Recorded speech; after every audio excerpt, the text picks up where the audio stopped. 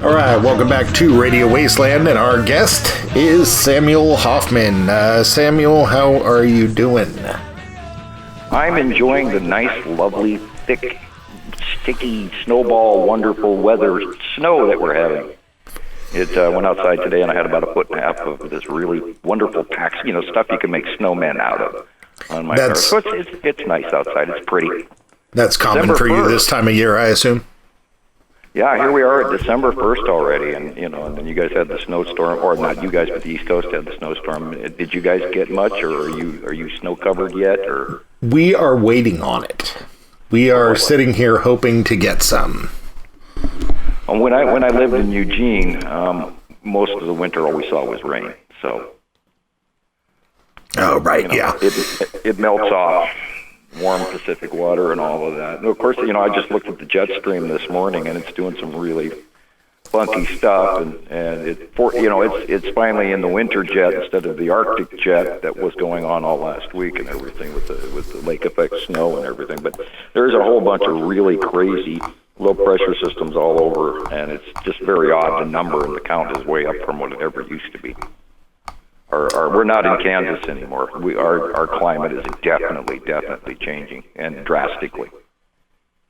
Well, is that we always bring this up, like, how much of that is man-made and how much of that is out of our hands. But as things progress, I guess we need to address that each time.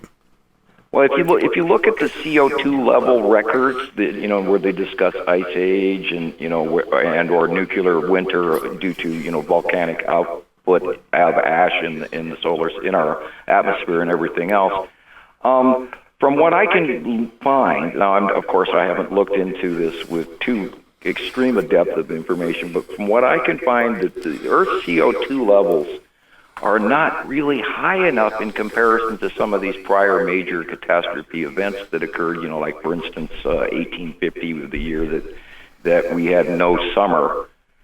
And there are other events like that where they compare the CO2 levels and everything and ash and everything in comparison. And so I still don't believe climate change is occurring on Earth from mostly mankind. I drastically still believe that this climate change is brought by the second star, binary solar system, two sets of planets, two suns. And, with the proximity of this larger star behind our star, if that's exactly where it is, it could be beside it or in front of it. But as far as we can tell, they're still co-linked.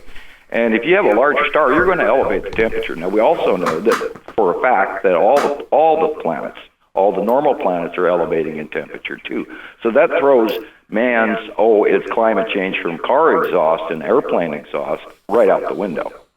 Just, how do you account for all the other planets all heating up at the same time starting, and then, of course, when the second star got here, with all the normal planets tipped their axis in a deep, hard left tip.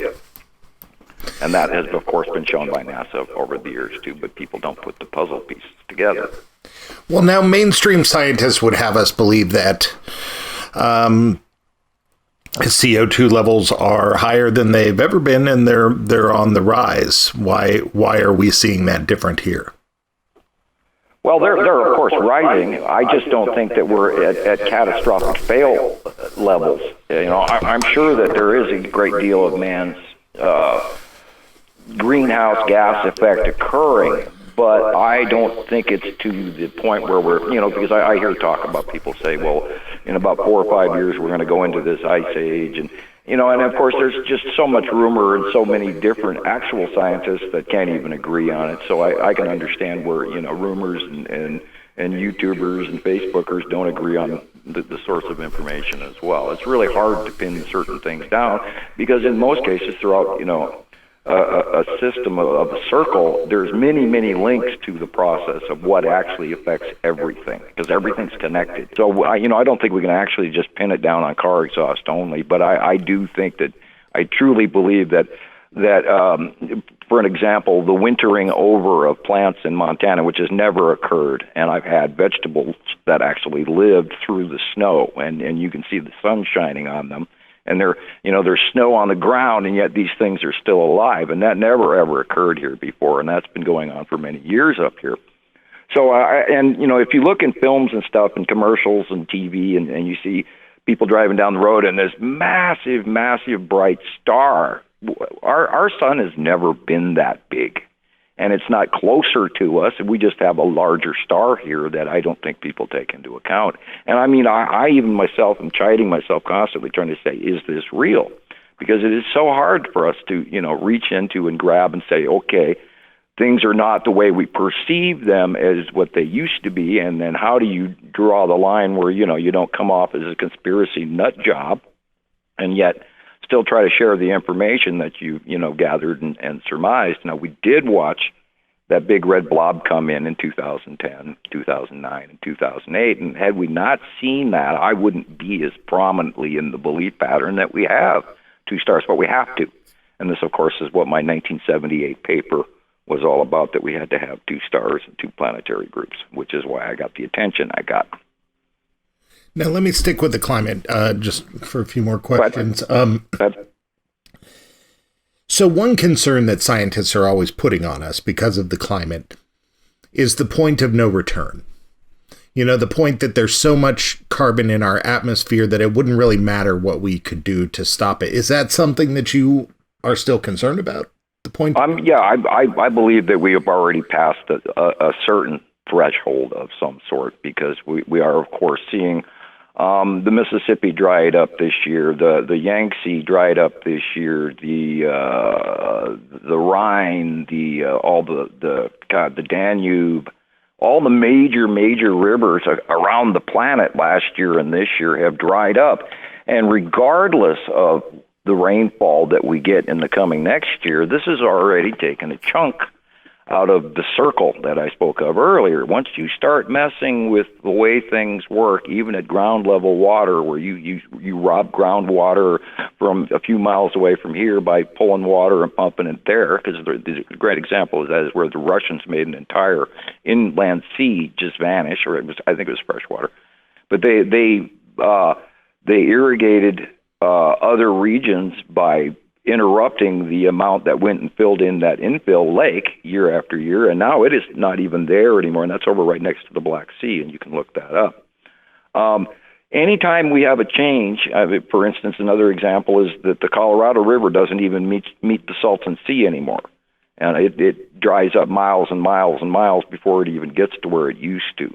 And that, of course, has drastically changed the entire region. And if you look at people who live in the Salton Sea, well, their property values have gone down the toilet, period, because they're literally living next to a garbage pool full of salt that just stinks to all high heaven because it doesn't get any new fresh water anymore. Yeah, I used to drive by the Great Salt Lake on a regular basis. It did not smell good. The Salt Lake is drying up horrendously bad as well, and there's major studies going on about that in Salt Lake in Utah, and it's catastrophically already stepped past the point of no return. Do you think any of this has to do with extra population, the size of our population? We just recently, it was reported past 8 billion on the planet. Or what's it, 7 billion? I don't remember. Right. No, it was 8 billion, and that was like a month ago. Right. I'm not going to stand there and say, oh, they're out to get us. But I am sure that there is some, shall we say, lessening in concern for the populace, because due to our climate and our population count. And yes, it seems to me like the death of many people no longer is as important as it seemed to be. But then, of course, world leaders aren't always good world leaders. And, do we agree, and are we one-sided, and do the poor even exist? And in a lot of cases, with the poor have, of course, added to the list of the minorities that have been used as fodder and fear to get and keep power, and we'll talk about the Republican Party, how they basically use fear to get people on board, and that's kind of, I wish we weren't living like that right now. I really wish we weren't. Yeah, earlier you made some comment about trying not to come across as a nut job, and I was thinking to myself that the easiest way to not come across as a nut job is to just not be mean when you're talking about stuff.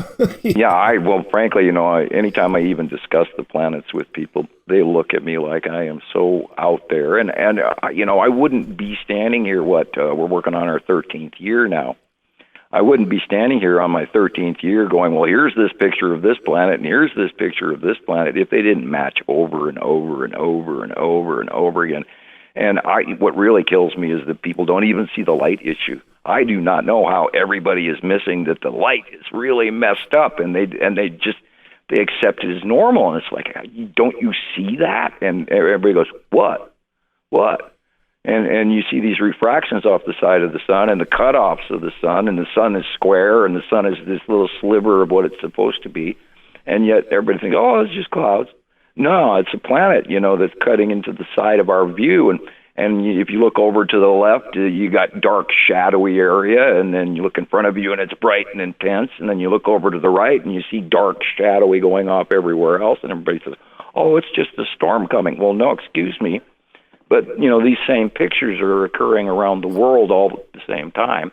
And we have a light pinch going on, and people just don't get that because we're seeing the dark side of these planets that are coming in front of the sun. And so they barely show any difference. But you have to take a minute, dark gray-black sunglasses. Don't directly look at the sun, of course. But then I tell everybody in all the captures, in your pictures, look at the dark areas first.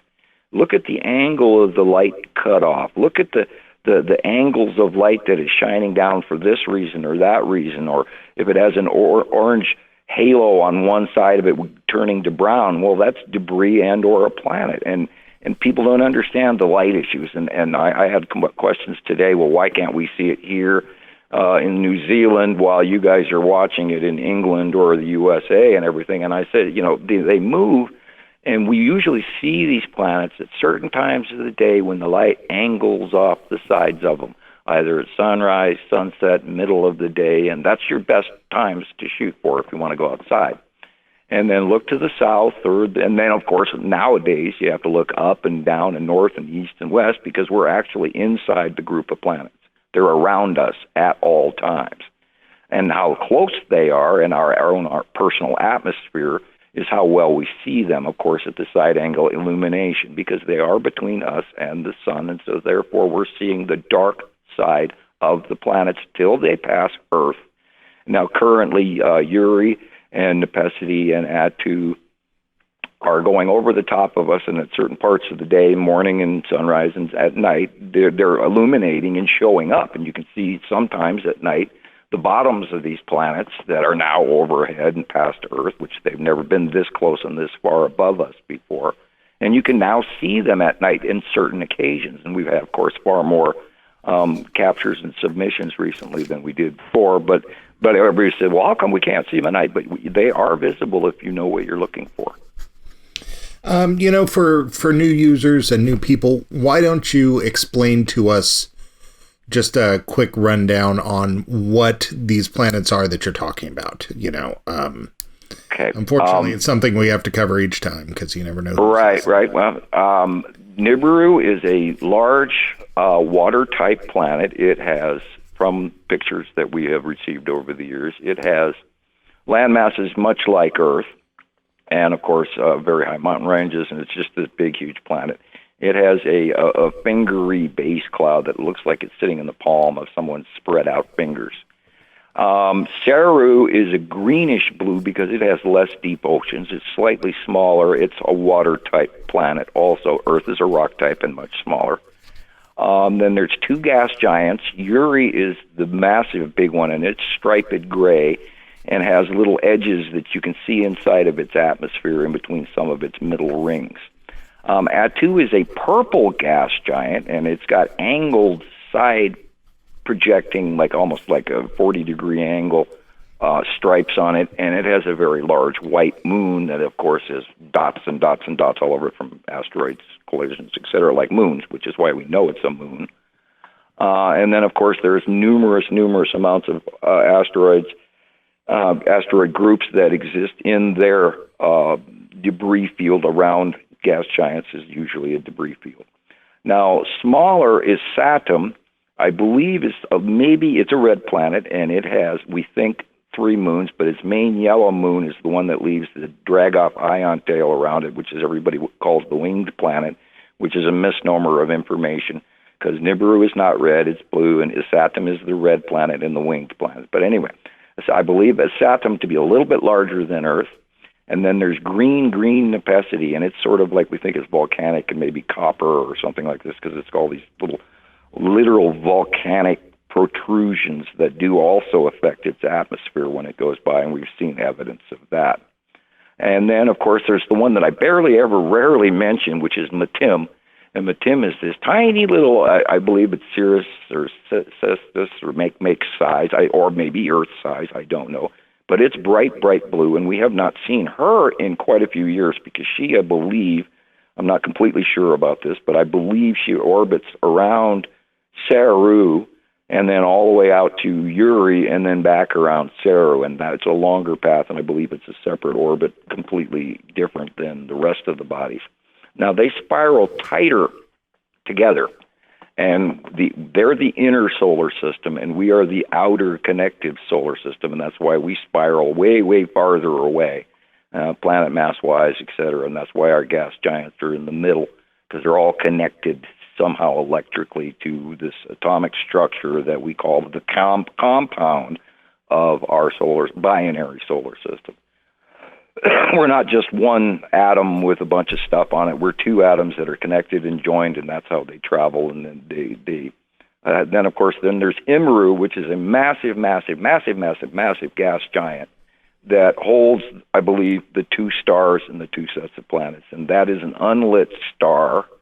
Gas giants become stars once their inner pressure gets so massive, the mass level gets to where it starts an atomic reaction, and science doesn't really appreciate that gas giants become stars yet, although it is a pretty accepted application. So every 3,654 years, Nibiru means the planet of crossing, and when we say crossing, it's crossing right in our faces. Now, I originally was thinking, oh, we want to see this little dot over here, and there will be that planet, and there that, and that's not what's going on. It's literally growing, spiraling right up before us, and every day we see the planets come in, and they do this weird rotational thing, and then they're illuminated here, and then they're hard to see, and then they're illuminated again when they move, and we've seen enough evidence that we absolutely know that we're not full of it here, and we've had so many hundreds and hundreds of thousands of captures that there's become, of course, this huge group of people that see them every day now, and we're talking thousands and thousands of people around the world. So you said that these planets are closer to us than they have been in any of our memories. Of course, Right. They've been this close before, but from what you're saying, but what does the proximity mean for us? Well, you may have noticed that Kilauea, the volcano, was going off, and Mount Etna is, of course, spewing lava, and even though it's covered by snow, we're seeing a lot of activity. We're seeing. I was out of touch, but I did catch the Hawaiian. Yeah. Well, there's 2 going off on Hawaii, and there's even an undersea one to the southeast of Hawaii, the Big Island, I believe, and it's underwater, and that, of course, was shared by scientists and suspicious observer, etc. And so and there are, of course, rumors, and we talked about this before. The rumors are that 2023 is going to be a very geological active time period, and it would make sense now that the planets are spiraling close. They were farther. They came up from below Earth, and we started to see in 2008, 2009, 2010, 2011 from Antarctic and webcams, Neumayer Station, etc. And then, of course, we documented and watched until they were visible in the northern hemisphere. Now, they've rotated in many cycles, a yearly cycle, in front of us, where they went from the right to the left to the right, and then they got bigger and right and left, and they started out in a spiral way long ago in 2008. You could see this little spiral coming, but then they went right to left to right to left to right to left, and now in 2018, 2019, Uri and Atu and other planets were on the right-hand side, and then about 2019 they crossed over, which is that right to left as we view them coming up and up and up and up. And they were doing their spiral or orbital rotation in front of us. But now, as of roughly 2020, 2019, 2020, they started going past us, and that's where we started seeing the illuminations of Uri and Atu, and we could see the purple planet, and we got to see the stripes of Uri and the asteroid groups below her, and now they're poking up out of their atmosphere and doing all this cool stuff. And of course, we've documented the entire time as they got bigger and bigger and bigger and bigger. And now they're so huge, they're sky filling. By the way, I sent you a couple of little videos on PM that I'd like you to view, and one's coming from Rebecca at Nibiru Followers Anonymous, and she's doing a phenomenal job, and she's putting up together stuff that I don't even have time to do, nor the skills to do, and she's doing a fantastic job. And she's doing a lot of TikTok.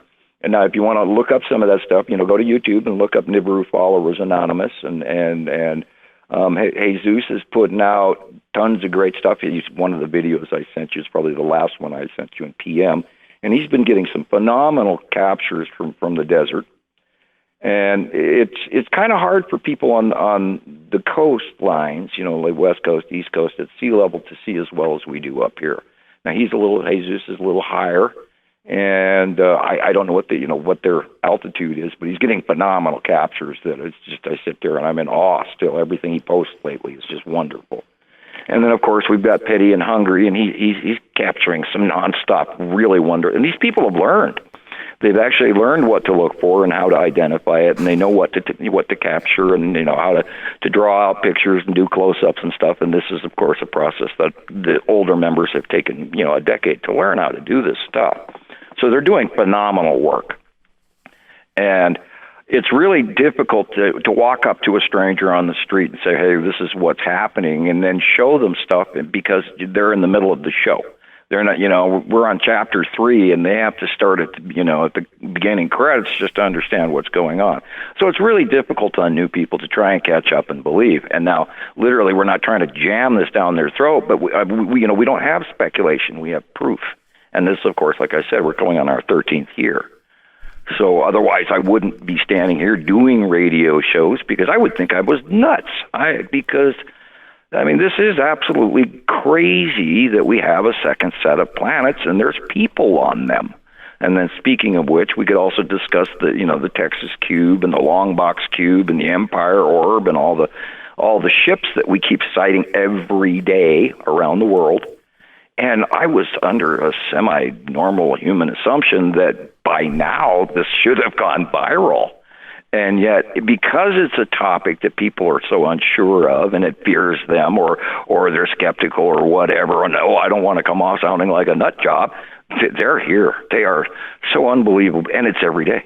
Every day I get sightings from around the world of the Texas Cube and the smaller craft and the Long Box Cube and the Space Tube, and we're currently sighting the Skull asteroid again phenomenally. It's kind of spooky, but it's up there. And there's just so much. I'm in absolute awe and amazement that it's not being shared by NASA in certain ways or by some scientists. But them, of course, they don't want to lose their paycheck, so they're not going to stick their nards on the chopping block for this. Yeah, speaking of which, not to discredit any of the efforts that anybody put in, but are there any, for lack of a better word, mainstream, credible scientists that have come over to this? Wow. They touch on little pieces. they'll scratch the surface and drop a little hint or two, but they of course are not putting connecting the dots. Now, Mr. BBB 333, he does a lot of really good captures, but he doesn't have the premise to put A puzzle piece, B puzzle piece, and C puzzle piece to get this whole picture. And he, of course, unfortunately, like many people out there, they debate about one sighting, whereas we take 4 or 5 or 6 or 10 sightings, and then we discuss stuff, and we do transitions between sister sites, and they'll grab stuff, and I grab, I'll go to their site, and they'll come to mine, and then we trade information, and then we correlate it. So it's so. If even I know that the Roman Catholic Church has got their telescope, and I know that NASA released a thing just even yesterday, and I of course didn't go into too much reading of it. I skimmed it over real fast because it's old information, and they're saying that the Vatican and NASA are in communication with Nibiru, and that was actually a federal post yesterday. So, and of course, they're giving a basic information, and it's all old information, and therefore you're not going to attach and say, oh, it's right there in front of me. They're giving you information, and they're just giving you a sliver off of the iceberg. Aliens being in contact with our government or with the governments of the world makes sense. But why would they be in contact with the Catholic Church? Gold.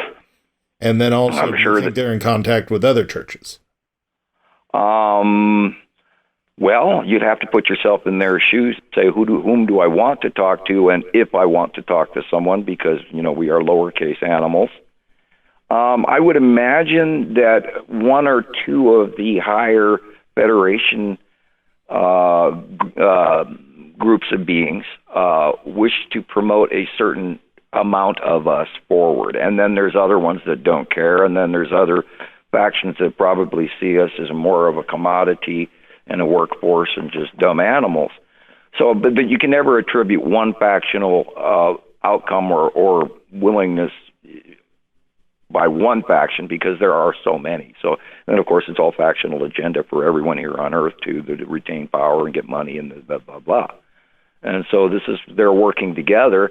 And I believe that the arrival of the Empire Orb through the Norway Spiral, being that the G7 countries' leaders were in Germany at the time for that summit I believe that was the Norway Spiral. I think that was 2009. And I believe that was a show of force where they, say, here, look, the Empire flagship is showing up in here, and you guys have to give us the gold because our technology, blah, blah, blah, it outranks yours tenfold, and if you don't listen to us, we'll invade. And so I'm sure they're attempting to. Now, they don't need to invade because they already own Earth, and I've talked about that in previous shows. And that bothers a lot of people, and I'm sorry, but it's pretty much, we've been owned for 300,000 years in basic. I mean, and that's just this regime change. So there's a lot of factions doing a lot of things. Sorry, and to better explain this, when you say that we're owned by the collection of factions, not by an individual faction. Right, I believe it's a federation, and we, of course, are a very strong commodity resource mining planet. We're this tiny little rock planet where the workers are here doing what they're supposed to do, and every 3,654 years, when the planet of passing is close enough, they come down in large ships or container ships or whatever, and if I don't know if they have beaming technology or whatever, but I imagine the gold has to be moved by hand, and that takes many years. And people are always asking me how long is the Nibiru cycle, and I believe it's about a 25 year cycle. It may be more, but I doubt it. If we think we're already past halfway, but I mean, give or take. The commodities is the reason the planet is owned, and the reason that we're here is because of the commodities. Otherwise, there would be, I would say, less evolved humanoids on the planet. So when we're thinking about them coming for gold, I just had the thought that, there's them and then there's us. Are all of their factions from this other? Well, you take into account Nibiru and Saru. I believe that is one faction, and I think that's a local planetary faction. And I believe that the Federation has a larger status and has taken the local faction under its collective wing. So, and that's, of course, just the general Federation. Now, there are other races out there, and there's even a bug war going on, which has been going on for God only knows how long. And I, of course, don't have current information of that, but I was told over 40 years ago that was the case. But by out there, I guess what I'm wondering is, do you mean out there beyond our binary solar system? Oh yeah, there's thousands of races out there, and I believe the Federation is a large area of our our universe, and the collective group of planets within, a few light years of us, or 10, 20, or 30 light years of us, or however they're able to travel great distances. Of course, I believe, like many people, that there are opening wormhole abilities between planets and solar systems. I don't fully understand the technology, but I believe that they do jump. And I know that they can time travel because I was shown that.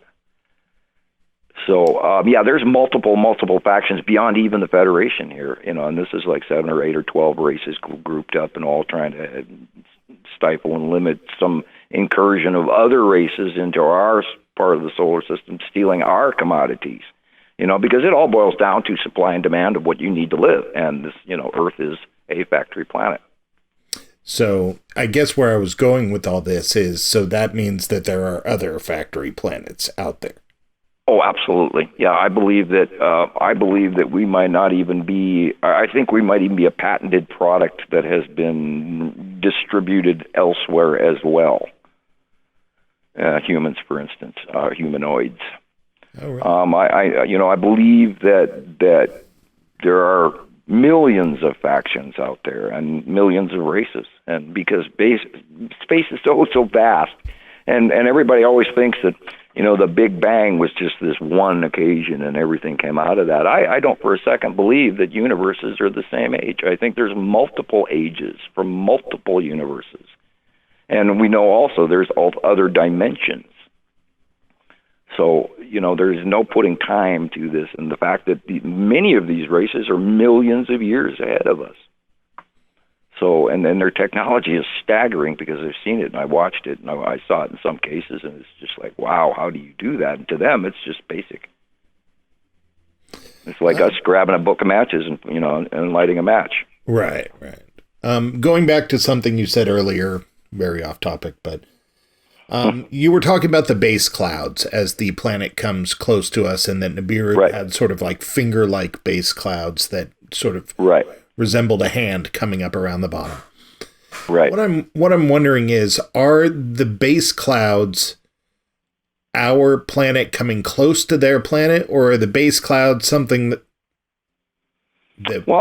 does Earth have base? Look at it like an open pole. Nepacity has an open pole, and so does Saru. Saru has a very thick base cloud, and it illuminates brightly, but then it's massive compared to the other little planets. And you can actually see the little planets almost inside the massive opening of Saru. By open pole, you mean like no magnetic field there, or? Yeah, you're right. That like their magnetic field has a stronger, wider magnetic shaft from its pole value, from its its put off and off put, however you want to state it.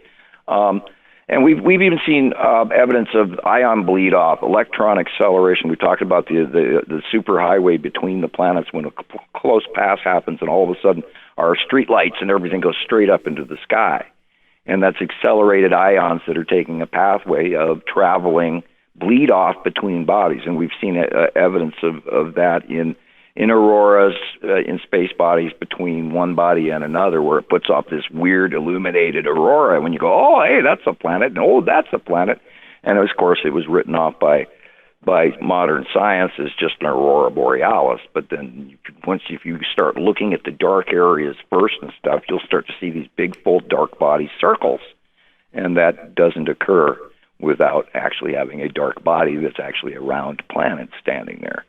And of course, you have to spend hundreds of hours looking for something, but occasionally you do see something that is absolutely undeniable, that, oh my God, that's a dark body standing there. How could people not see that?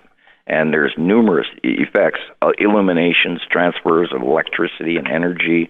I saw a video today where people are standing on top of this mountaintop, and they've got all of these ions that are purple coming off their fingertips as they reach their hand up in the air. And of course, that happens up on top of the pyramid as well. You become electrically charged, and this is why you don't stand below a helicopter and touch it while its rotors are spinning, because it gathers static and all this, and you get shocked, you get electrocuted.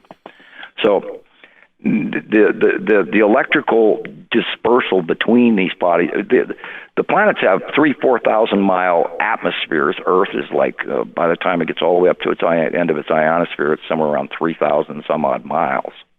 And of course, our actual cloud atmosphere only goes up to the storm pattern atmosphere runs 18 to 20,000 feet, and then 25,000 feet you have another level of thinner clouds and the cirrus and all of this, and then you go up even higher, and then of course you get the ozone layer and oxygen 7, 8, 9, 10, 11, and all of this, where water and air, I've always believed, are one and the same. You have air is thin water, and water is thick air, and that's why if you go to the bottom of the ocean, they have heavy water. And it's all just a variant grade of the gaseous parts of themselves. Now, that same thing, those grades of gaseous atmospheres around Earth and around the passing planets, when they muddle into each other, because they repel, they don't crash into each other, and they pass by and shove, the little kid out of the way. And these patterns and illuminations is what creates a cloud base that we have noticed and watched form, and each one of the major planets has their own specific type of behavior that has been repeated year after year after year, and we can see it time after time after time, including, I've gotten to the point where I can draw them just from memory, because we've seen it for so long now that I don't even need to look, I just draw it. So the patterns are reoccurring, and we've watched them, of course, for 12 years, and people ask about that, and well, how come you're in a plane, and how come we don't see it? And I'm going, well, if you look above, and you're in a plane, and you're above the clouds, and you see the cumulus nimbus below you, you're at the top of our atmosphere for clouds, with give or take some of the thinner cirrus clouds, which is where they fly 35,000 feet. And if you see a cloud bank above you when you're above the clouds in an airplane, those clouds are not in our atmosphere. They're out there in space, and people don't get that. And they go, oh, look, it's all these clouds out there. Yeah, well, you're looking at a planet who has an atmosphere. And if it happens to be Uri, well, then you're going to see a whole bunch of weird bubbly clouds, because it has a bubbly cloud base with a base cloud of asteroid debris below it, and then some minor moon objects within its lower hemispheres, and then you can see the stripes, and you can see the variations in the side of it, shining from the right-hand side, the sun shining on the left-hand face, and we get pictures of it every day. And we get the dark pictures, and where they show this dark body that stands there, and then we get actual side illuminations, and then we get other illuminations where you see all the asteroids that are orbiting underneath her, and that varies in cloud type as well. Sometimes they're wrapped deep in clouds, and other times they're plainly visible and breaking free. So we've watched this for so long that it's actually proven its own information. So how much of the private space exploration do you think is motivated by this closeness that you're saying? Oh, I'm imagining. Could you imagine the benefits of if you were above the standard people, a millionaire, billionaire, whatever, and you had the opportunity to connect with ET, and do a little bit of trade and maybe a little technology swapping, and hey, I'll be available to help you with this if you help me with that, and give and take, which is what makes the world go round. I think it would be amazing. I think it would be immense. I think that if you are excruciatingly rich, you have a greater lever of leverage that they can get under your lid and affect you. So I think it's entirely possible a lot of people could be driven specifically by greed and hell with the human race, because it's their money that's about to disappear, and they don't want that. I guess that could be put into the question of, does that mean that William Shatner knows? Because he went up there. Well, yeah, but would you hand that to him? Yeah, but his psyche, with Bill Shatner's psyche val, do you think if you were a higher ranking official, you would hand that information? No. I thought you meant me personally. Well, no, I mean, I'm putting it in their shoes. Remember, information in the system, the dark, if you want to call it, the people that call it the dark government. There are people that, of course, don't get elected, and they're in the job, and they're there forever. But the information does not come down. It always goes up. And that was a very specific one. I was briefly with the government, and they were excruciatingly adamant about not communicating anything down. Everything has to go up, up, up, and then you never got to hear what your work turned out. And I imagine it's pretty depressing for those people who do work, who do not have the clearance. Oh, totally. But as long as, I guess, if they're getting a decent enough paycheck. I really believe that given any situation, if you're standing in front of an extraterrestrial, the rules of the road and behavior in planet Earth go probably out the window. Oh, yeah. And it becomes self-preservation regardless. Because when you're standing in front of an alien, your brain is going on left and right, back and forth, because it says, this is real, no, this isn't. This is real, no, this isn't. This is real, no, this isn't. This isn't real, no, this is. And I experienced that on a few occasions, because as I've said before, I've met 3 races face to face, and it messes with you really bad. And everybody says, "Oh, I wish you would take me with you." You don't want that.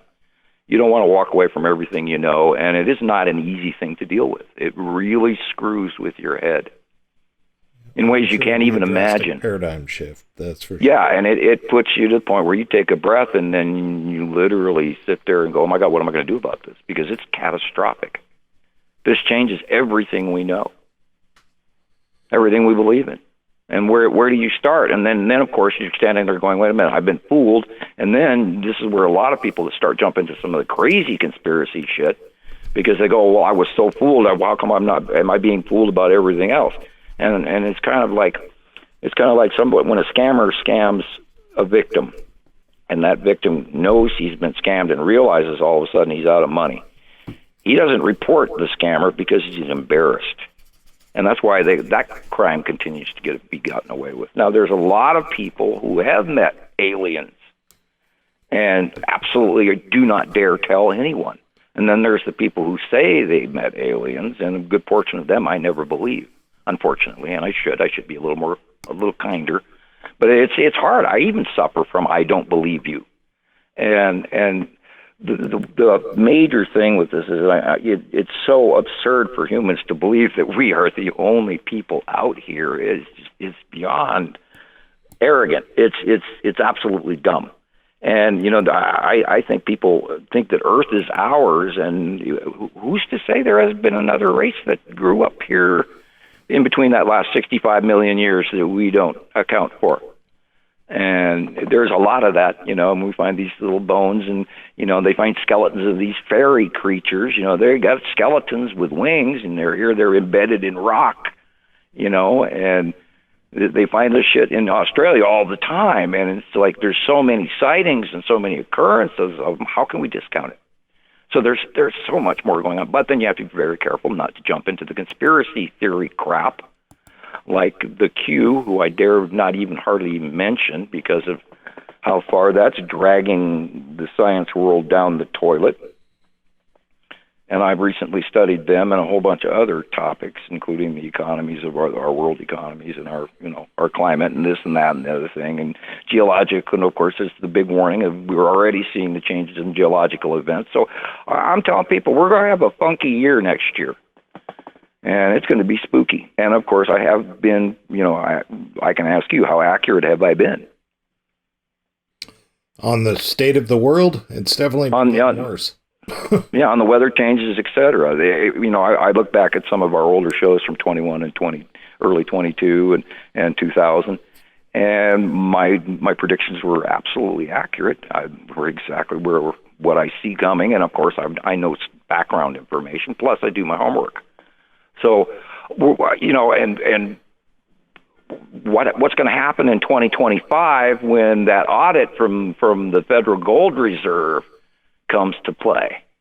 And because all the other countries that had their money sitting in New York City in 9/11 want to get their gold back, and the U.S. government told them, of course, we have to do our audit, and that will take until 2025. So you'll have to wait. And what happens when 2025 hits and that stuff's not there, or it's bricks painted with gold paint? Who knows? Well, they're already saying that we've borrowed on it multiple times and the gold isn't actually there. All right, but all the other gold countries were put at the United Nations or the World Trade Center. They had Building 7 was a gold repository where they took all the gold out of Fort Knox and moved it there. And people still don't even know that. And then, of course, all I have to do is look up at the destruction of Building 7 versus the timing versus the falling of the other buildings, et cetera, et cetera. You look into this and, excuse me, but something's wrong here. And, that's as far as I want to go into that because, we've spent a great deal of money and a whole way of life that's completely changed everything we have to do in our world according to the Bush era. And the money that we've thrown to this is scary. Money from fear. God, if we would have actually done infrastructures and replaced some of our water systems and maybe paid for kindergarten and school lunches, look where we'd be today. Instead of throwing billions of dollars to screening machines and TSA and all this other crazy stuff that they're just bending us over backwards to stop some guy that has exploding shoes. We've wasted our efforts out of fear in so many ways, and I really wish that this information would just be released. And I drastically believe that they're not releasing it because they fear, look how some people are taking certain things and going absolutely crazy over them, even though they're not true. Oh. And we're seeing extremists. January 6th is an example. We're seeing extreme behavior. Now, a great deal of this could be planetary. Atu's moon has been affecting our brains for since 2019-ish. And now Saturn's yellow moon is so over the top of us and huge. I truly believe it has a connection to do with the fact that, like, these animals are walking in circles all over the planet, and it's weird. And everybody's getting a capture of it.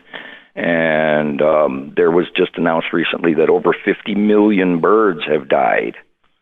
So, there's some things going on here that people need to start connecting the dots and putting together. It's not just weather. It's not just sun. It's not just heat. It's not just, this or that country doing this and that. We're all on this big ride here, and I think they're trying to distract us from a lot of this.